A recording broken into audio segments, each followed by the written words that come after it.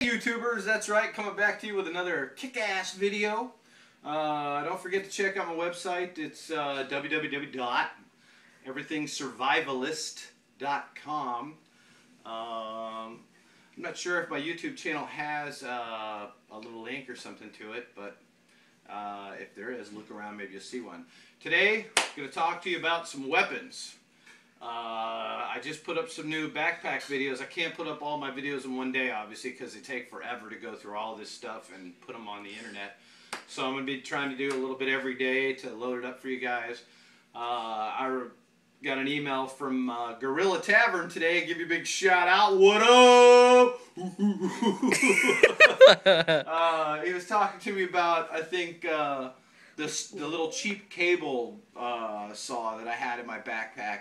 I don't know, I can't remember if I said this on the video or not, but that was just some cheap piece of junk that I just figured I'd throw in there for, who knows, maybe come in handy, maybe not. It wasn't something I was really counting on. What? For choking people. Oh, that's right. My director again is telling me you could come up behind, like I was saying, and choke people with it. So I wanted to show, this is for you, Gorilla Tavern. This is a Gerber machete. So, you know, I don't think I'm going to have any trouble cutting anything down with this. If you ever check these out, these are a lot heavier dutier, a lot thicker steel than like the cheap flimsy machetes that most people are accustomed to or seeing. I don't know if you can see that, the blades on that thing. You could turn that over. I mean, this thing saws wood really fast. Those teeth are so aggressive. And it's got a nice rubber handle there for whacking. You can hear the wind coming off that thing. So yeah, one of the things that I haven't mentioned yet is if you're with more than one if you're the only person in your group with a bug out bag, that sucks for you because you need more people in your group to help survive. So hopefully you can get some more people with you. I know it's hard to find people to trust, but it's something that's vital to your survival, unless you just happen to get lucky on everything. Who knows? So I have my girlfriend and my son, and what I try to do is instead of everybody having the same items in their backpacks, I try to spread the load so we have a bunch of different tools among us, so that we're able to carry more items that we might need. So usually I have the machete on my backpack, but I didn't want to have that on there last night when I was showing that. I wanted to keep like other tools and weapons something separate. So usually this one's on mine, and then this is a Gerber hatchet. This either my son carries or my girlfriend. You know that I guess you can start to tell by now that I really like the Gerber stuff. This also got a knife that pulls out in the handle, like, haven't even used this, but I mean, cut some stuff up with that. And when I first got it, I was a little leery about that actually staying in there when I was using it. I figured it might come out, but it hasn't. So you can see all the beat marks on this thing. It's been used, and, I guess it could stand to clean a little rust off it. I think we took this out to the island we were camping on. And, testing our equipment out. We're using it in the salt water. You know what salt water does, it rusts. So there's a hatchet. This goes on my belt. This is a, what do we got here? K-bar. That's right, K-bar Elite.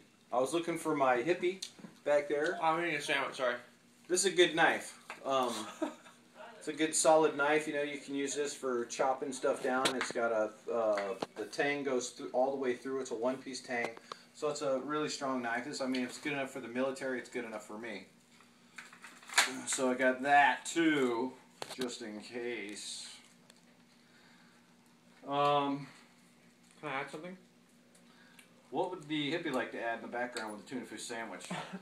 The oval blade. See? This prevents blisters, and that's recommended. That's not an oval blade. That's an oval handle. Oval handle, that's what I meant, yeah.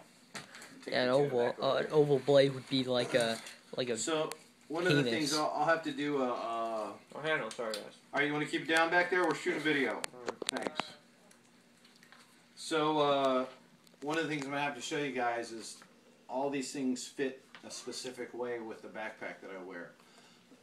that backpack, it's so big and it has the straps coming down and stuff. I have a tactical vest that I had for a different backpack, and with that vest with all the ammo and everything loaded up on the vest and stuff with the pistol and everything, you cannot wear that backpack. You can't get to your stuff.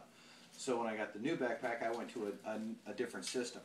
Like this is the belt. There's usually the K-bars on this, and I also, for the Gorilla Tavern out there that was telling me I needed to have a bottle of Dasani in my backpack, one of the other items he hasn't seen is I have a military canteen that's that attaches to this belt, and I don't have it on there right now for specific reasons that don't need to concern you, but I do have one on there. So this is called a drop leg holster, and this is actually a military issue as well. This is made for the Beretta 92FS, which is one of my favorite handguns. This thing shoots awesome. It's been completely reliable on me. I've had no problems with this. I've shot many handguns, many rifles, and this is the one I choose to go with. It has high capacity. You know, people get in a lot of different arguments about caliber, stopping power, stuff like that. Hey, if I shoot you with a 9mm, you're gonna die. You know, maybe not right away, but you're gonna. It just depends on how many I end up putting in you and where I put them at. You know, and people die. More people die from 22 shots, 22 calibers, than any other gun in the world, and that's a really small bullet. So this works really well. You see when I had it on, I have it around my waist, and it's down here, so when my backpack hip straps come around, they don't interfere with having a gun up here. I got it down. It's right there, man. At arm's length, I can get this thing out. With this type of holster, it's got this strap that comes over. This strap will not move and let the gun out. You have to actually, there's a button you push and push forward, and then it'll come out. And that's for in case you got in a fight with somebody. You see all the time on videos where people are, you know, trying to fight with cops and they're trying to get their gun. You know, that's a scary situation. I don't want somebody using my gun on me. So that's a little added safety device. Also, you don't have to worry about the gun falling out if you tumble down a hill or fall or something like that. So today, main topic is we're going commando. That's right, no underwear for anybody, and that means you girls out there too. Just kidding. If you don't want to wear your underwear, don't wear it. This is, you see on my website, this is called a Sig Sauer Commando. What I wanted to show you this is basically the setup on this rifle. I know it took me a long time to figure out the perfect rifle. If I was only going to have one rifle for survival, what would it be? And I went back and forth through so many different guns and scopes and just all kinds of stuff. So this is the rifle I've finally chosen to keep and love.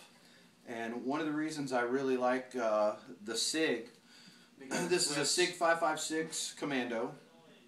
It's basically like any of the other 5.56s. The only difference in the Commando, the main difference is it has this OD green plastic cover over the barrel and stuff, and you know, in the stock, it's got the OD green and the handle. But other than that, it's pretty much like, you know, the other ones. One thing that the SIGs can do that like ARs can't, as you notice, it folds over because there's no buffer tube in the back here. An AR works off a gas system that has a tube that comes back and it blows the bolt back, and when the bolt comes back, there's a tube in the back with a spring behind it, and it hits that and it pushes it back forward that actually chambers the next round. With the SIG, it's more like an AK-47, and I'm sure you've heard of AK-47s, everybody has. They're probably they're one of the most popular weapons in the world because they're so reliable, and one of the reasons that they're so reliable is because they just keep firing. They don't quit. They have the tolerances in them aren't real tight like in an AR, so you get dirt in them or whatever, you know, there's enough tolerance in there to they just keep going. They don't use the gas system. They use what's known as a piston system, and the piston system isn't something like the little tube that comes back on the AR and stuff, all that stuff, it ends up getting dirty. And with the tolerances on an AR and your tube's getting dirty, you got to keep them clean or else you're going to have malfunctions. And that's one of the reasons that the AK is so popular, because the thing just doesn't malfunction. It just keeps running. And that's the same with the SIG. The SIG runs on the same principle and parts, basically, just, different, made a little different, made, maybe better, or whatever, however you want to look at it. But it's a piston. The piston comes back. The gas blows up, pushes the piston, and the piston actually pushes the bolt back. And that's what keeps it going back and forth. You don't need a buffer tube in the back. And because the piston is actually pushing the chamber back, it's not putting all those gases that are coming from the powder and everything into your chamber, which keeps it from getting dirty. So that's what makes the piston system far superior, in my opinion, than the gas system. And I'm sure there's people out there that will argue with me that all day long.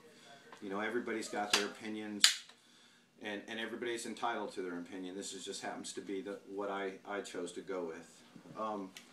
Now, as far as sight setup, one of the things, if you were to get in any kind of battle situation, a firefight or something, you might have, people that, aren't that far away from you. And you want to use, I like the EOTech. It's a holograph scope or sight. It's like a red dot, but it's a holograph.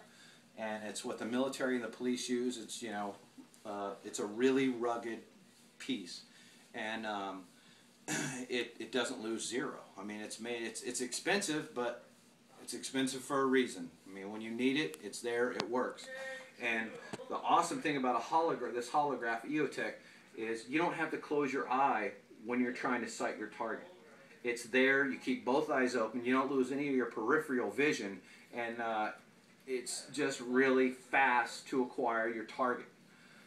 So that's something, you'd use that. I mean, you can use that at 100 yards away, no problem.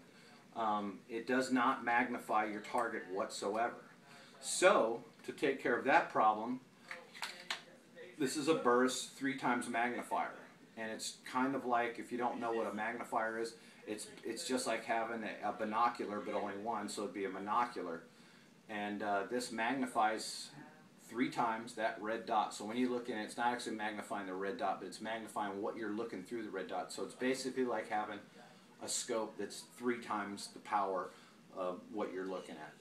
And as you see, it flips right out of the way and flips right back into place. Very easy. This is an American Defense swivel. I went through a lot of trouble trying to find, there's not a whole lot of companies that make these that are worth having. Usually you can buy the EOTech setup, with the EOTech and their magnifier, and it comes with the base already. But they won't sell you the base if you wanted to use a different magnifier. There's a bunch of different magnifiers out there. A lot of them, are junk. They're cheap Chinese-made crap. The Burris stuff that I've bought, I've had really good experience with, man. I mean, the thing works absolutely amazing. So I've become a big fan of the Burris products. And as you can see, so now with this magnifier, I mean, I could shoot out to, if I can shoot 100 yards with this, with no magnifier, then I'm not going to have a problem shooting something at 300 yards with my magnifier. And it's just that fast. Quick acquisition on targets with the EOTech. I got to shoot something far away. I flip it back out. Now I'm hitting stuff 300 yards out. It's a really awesome firearm. I have quite a few SIG products, and I'll go over those on another video, but I just wanted to stick something up there for you guys today to check out. The caliber of this is actually, it's 223 or 5.56. 5.56 is military. It's the same, the bullet is the exact same size as a 223, but from what my understanding is the casing that the gunpowder is actually in is thicker walled on a 5.56. And for that reason, it gives a lot more ass, a lot more power behind, that. A lot more ass. It gives a lot more power behind, that round, which makes it more powerful. It's still the same size bullet, but yeah, it packs a lot more punch. The only thing you have to be careful of, if you don't know a lot about guns, I got if you look on my website, everythingsurvivalist.com, and go to the thing about guns, I talk about how I went through this whole ordeal of trying to find the right gun, and I explain, I think, the difference between 5.56 and 2.23. But if you were to go buy an AR in 2.23 caliber or a SIG or something, what you want to make sure is if you buy it and the barrel is marked 2.23, you cannot fire 5.56 through it. It has to be marked 5.56. If it's marked 5.56, you can shoot 2.23 or 5.56 through it. And the difference is the barrel has to be made stronger to handle the 5.56. So that's why you want to make sure it's marked 5.56 if you're going to use 5.56 in your 2.23. So, informative, thank you. What? I said informative, thank you. Listen to the crap I got to deal with over here. That's the price of being a big superstar. All right, I got to go put some underwear back on because I'm done going commando today. Thanks for watching my videos, and I'll be back with more kick-ass stuff for you guys later. Don't forget to subscribe, rate, and comment. See you.